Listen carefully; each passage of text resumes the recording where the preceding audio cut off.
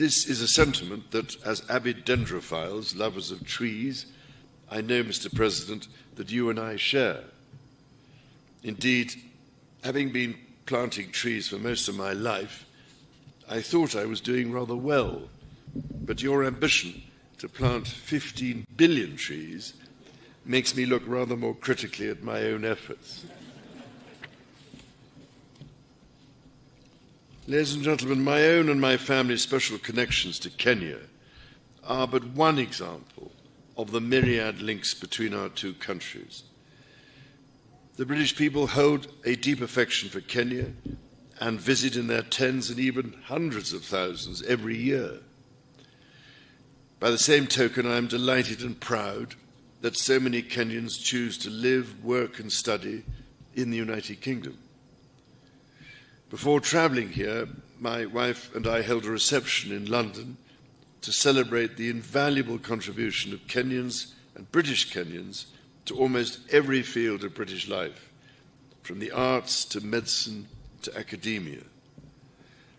I was as touched by their affection for the United Kingdom as I was immensely grateful for what each of them brings to my country.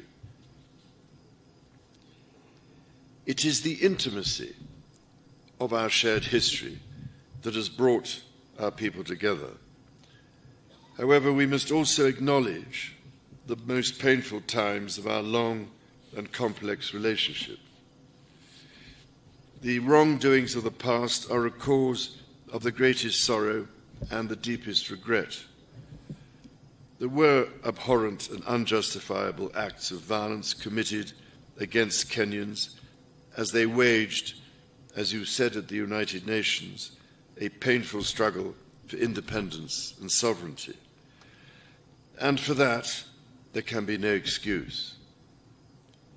In coming back to Kenya, it matters greatly to me that I should deepen my own understanding of these wrongs and that I meet some of those whose lives and communities were so grievously affected. None of this can change the past, but by addressing our history with honesty and openness, we can perhaps demonstrate the strength of our friendship today. And in so doing, we can, I hope, continue to build an ever closer bond for the years ahead. As Jomo Kenyatta said, our children may learn about the heroes of the past. Our task is to make ourselves the architects of the future. Mr. President, in returning to Kenya, I have been struck by the many ways in which our country's relationship is now closer than ever. It is a modern partnership of equals facing today's challenges and looking to the many opportunities that together we can seize.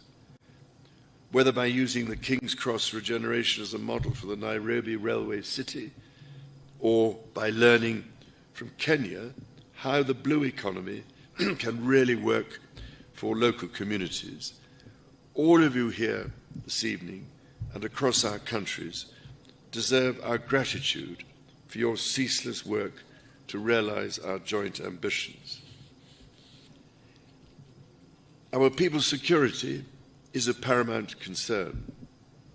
It is fitting, then, that Kenya's first Marine Commando unit was established earlier this year, trained by British Royal Marines. I also look forward to visiting Karioko War Graves Cemetery, where I will honour Kenyans and other Africans who died in 2 world wars. We must ensure all are granted the remembrance befitting their service. Kenya's